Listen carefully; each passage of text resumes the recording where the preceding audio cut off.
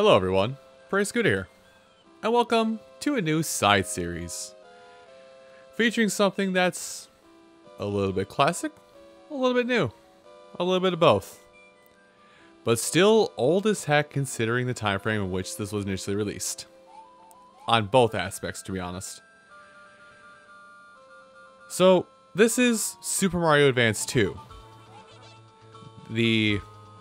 It's the reimagining / remake of the classic Super Nintendo Super Mario World, but on the Game Boy Advance.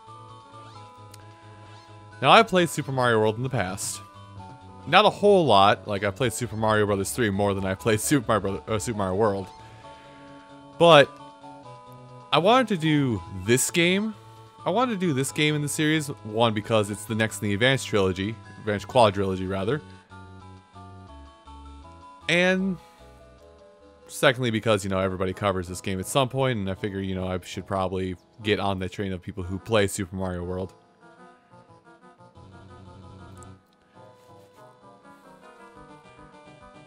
This is why you don't leave her alone. You cannot leave this princess alone for 5 minutes. Mario & Luigi Superstar Saga talked about this in great detail. She cannot be left alone for 2 minutes. If that. Anyway. So Super Mario World, Super Mario Advance 2, however you want to say it. This came out like a year after Super Mario Advance. Which is kind of speaks to why some of the music is still the same. But I don't know, some things are different. But yeah, I will say right now, even because I think I've covered it twice at this point, that every Mario Advance game every Mario game that was on the Game Boy Advance came with the original Mario Brothers packaged in. I'm not going to cover that in this project because, like I said, I've already covered twice in other Mario Advance titles. So we're just going to hop into the main game. They couldn't even get Martinet to say world.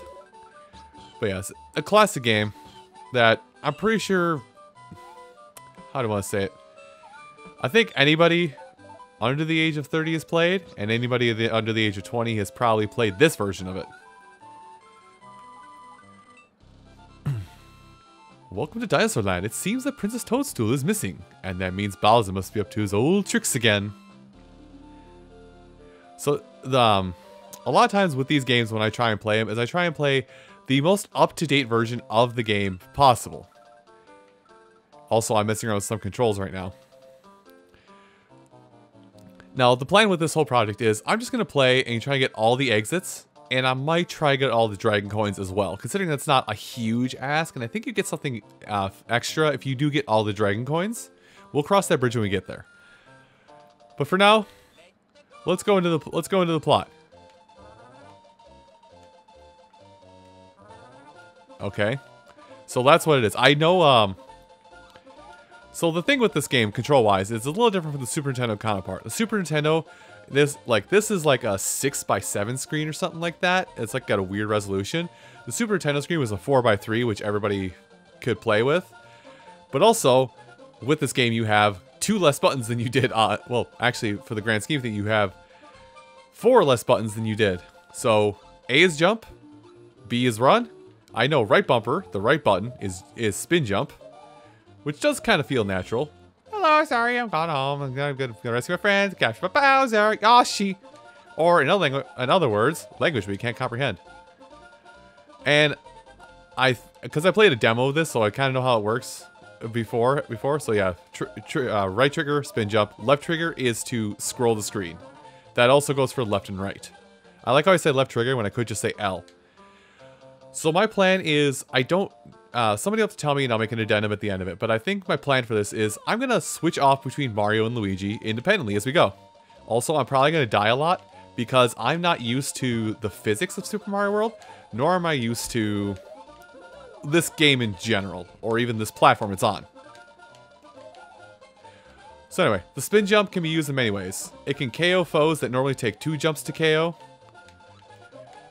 It can be used to bounce off things you normally couldn't bounce off of. Like these piranha plants. And things of that sort also can be used to break through blocks and all that stuff. The spin jump is a mechanic that kind of this is new.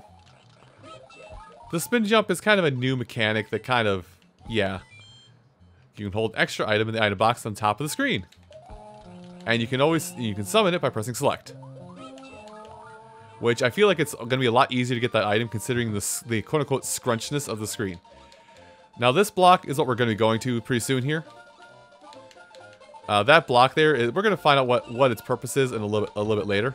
I think I just jumped off the air. But yeah, there's nothing too like groundbreaking with this game. It's a Mario game. It's a Mario game that they put out on the Game Boy Advance. I mean, I really hope you're not expecting groundbreaking stuff. In comparison to what I played in the channel so far for like classic Mario titles, this has got the standard Mario fare of, you know, mushrooms, fire flowers, run, jump, added in spin jump. There's a new companion in Yoshi, which we haven't seen quite yet. There's also the cape, which we won't see until we're off of Yoshi's Island. Yeah. But to address a couple things, I think we hit select. Yep, when we hit select, we can see who we beat levels with, and we can also see who we beat levels with, and if we've gotten all of the quote-unquote Yoshi coins in every level. And that's kind of my goal, is I'm going to go for every exit in the game, because some levels have multiple exits. I'm going to get every Yoshi coin. But for everything beyond that, I'm kind of just going to alternate. So even though Luigi won't get a lot of time to shine in this part, we'll get to play with Luigi, and oh boy. Luigi has his butter shoes and his floaty jump. I know a lot of times when given the chance, I'll play a lot as Luigi, but I figure I'll just kind of leave this one up to random chance who gets to play. But I do like that both brothers, I like how both brothers share the power-ups. So if you switch between Mario and Luigi, you know, they share whatever power-up they got. So I guess there won't be any kind of weird, if I get a fire flower with Mario, Luigi is left small, and vice versa. So, I guess I'm just going to be fighting the physics between levels, is really all this is going to boil down to. So yeah, this is going to serve as a preview to the next level. Save and continue. Now, I don't know what the multiplayer for this game entails. It basically allows you to take turns playing this game like you would with the Super Nintendo version, or if you use a link cable to play this game at the same time, which probably isn't the case, or if it literally boils down to link up two Game Boy Advance Mario games to play Mario Brothers at the same time, which that was a thing. Anyway, I'm going to keep switching. I'm basically going to alternate every level between Mario and Luigi. And I've already messed up a one-up opportunity. Never mind, I haven't. Also, I don't know if that's just what I'm using or if that's actually like hard-coded into the game. But that's a problem. Thank God for the translation, because man, can you not understand that otherwise. Anyway. Press the A button to jump and the R button to do a spin jump. After getting a mushroom, you can crush blocks in it. Okay. So tips that would be in the instruction manual. Anyway, Yoshi can eat everything. He can eat apples. He can eat, okay, I should clarify. He can eat almost anything. Shells, he can eat them. He can hold his mouth for a little while, then spit it back out. He can act as a one-time hit if you kind of goof. What Yoshi can eat is an enemy coming up here, the Charging Chucks. Charging Chucks really just made their debut appearance in this game, and then they never saw the light again until Super Mario 3D World. Anyway, midpoints, basically if you die, you go back to that spot. If you have a Yoshi and you hit an area where Yoshi would be, if you hit a spot where Yoshi would be, I can't get my words straight. You'll instead get a 1-up in its place. Now Yoshi cannot climb vines, but you can use the spin jump to jump off of Yoshi to abandon Yoshi at any time. At any point, you can kick Yoshi apparently. You can use this at any point. I used to be really good at getting the gophers out of the holes. Monty Moles as they were. There we go. All the dragon coins. Yoshi coins as they're called. Oh, if Yoshi eats a certain number of those, you get a power-up. Different apples have different attributes. Which I'll talk about when we see more apples in another level with Yoshi, but this lets me talk about this mechanic of if you are on Yoshi and you wanna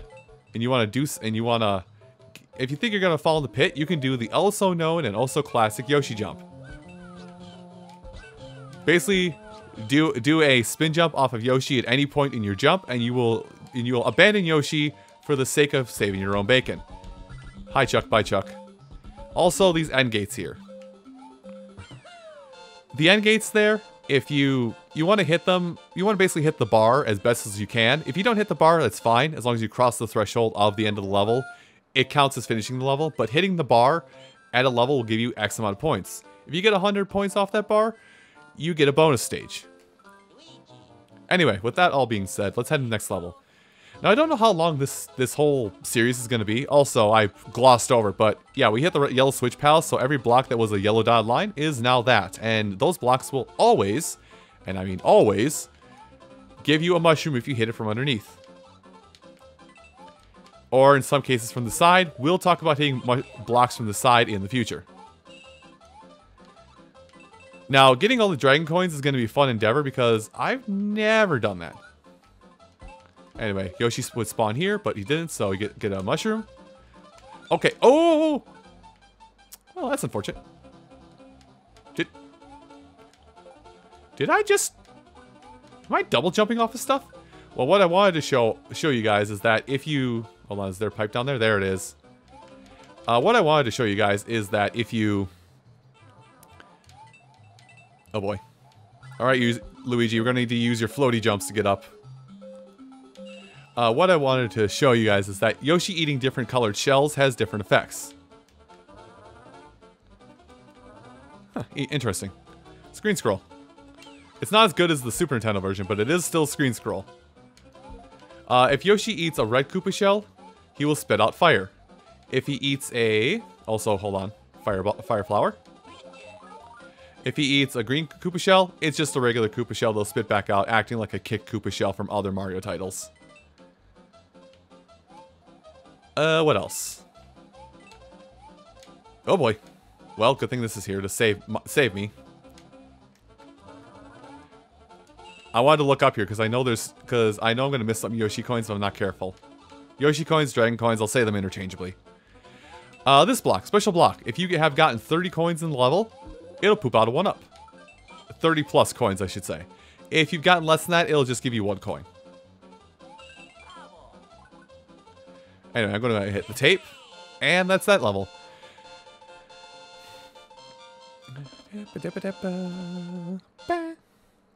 Yeah, I don't know what it is, but this feels like, I'm not just because I'm using Luigi, but this game feels floatier. It like feels easier.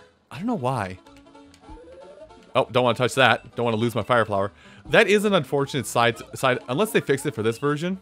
That is an unfortunate downside to this version, to Super Mario World in general, where it doesn't prioritize better power-ups. Yeah, it won't prioritize better power-ups. So if you get a mushroom and you have a fire flower in your reserves, well, you just lost a fire flower, my friend. Now let's see. Now here's a fun thing I couldn't show off at this point, but if I were to come here with Yoshi still, those pokies would actually be 5 tiles high instead of, oh wow, flashing. Those pokies would have been 5 tiles high instead of... They would have been 5 tiles high instead of 3 tiles high, and thus encouraging you.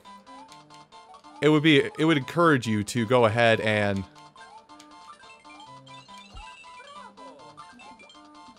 There we go. It would encourage you to eat the pokies. Also, you're going to talk about the tape? Yep, the thing I've already talked about. Now, something else that I read up on, because I was reading up on things for this before I got started, which has kind of prompted me to want to get all the Dragon coins / Yoshi coins in this, is if at the end of... Excuse me. If your 10s in the second amount is equal to your score, I think you get a free 1-up. Something like that. Like if it's double, so like if my 10s digit was 3 and my end score was 33, you get a free 1-up. Something like that. I don't know what the exact part of it is, but it's something in that regard. Also, we get introduced to a castle. Castles and something else we're going to come across soon is a level type where Yoshi cannot venture.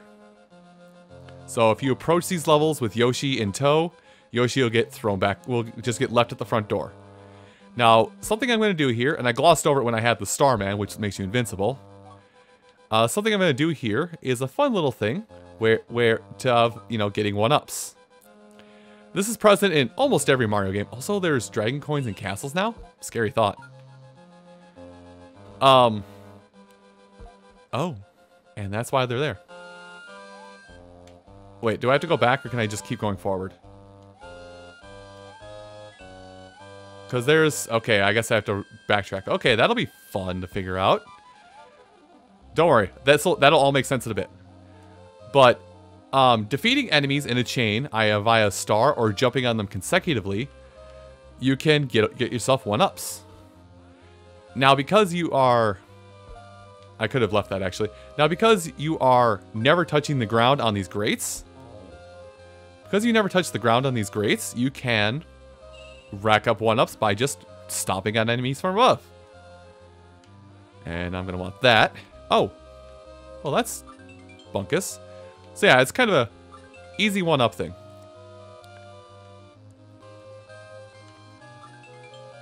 Like, this is not something that's just unique to the Game Boy Advance version of Super Mario World. This is something that was present in regular Super Mario World as well. Anyway, I'm going to stay on this side until I see a... I can't scroll the camera left? I guess there's nothing up there. Anyway. But yeah, the dragon coins now in Castle of... Oh boy. Can't do that. Can't do my normal tactic. Because I don't think I can outrace that in this version. But yeah, I should mention, every 100 coins, you get a 1-up. Standard Mario fare. Extra power-up here. Power-ups are tiered, so you have to have a mushroom before you can get a fire flower. Unless in certain circumstances. Jump in it. Haha, but what if I didn't? Anyway. Smashers are instant death.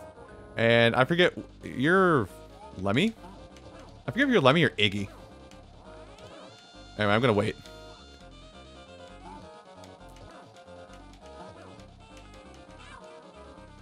Okay, go in the drink. That was a terrifying sound effect. Okie dokie then. The joy of playing a version of a game you've never experienced, by the way.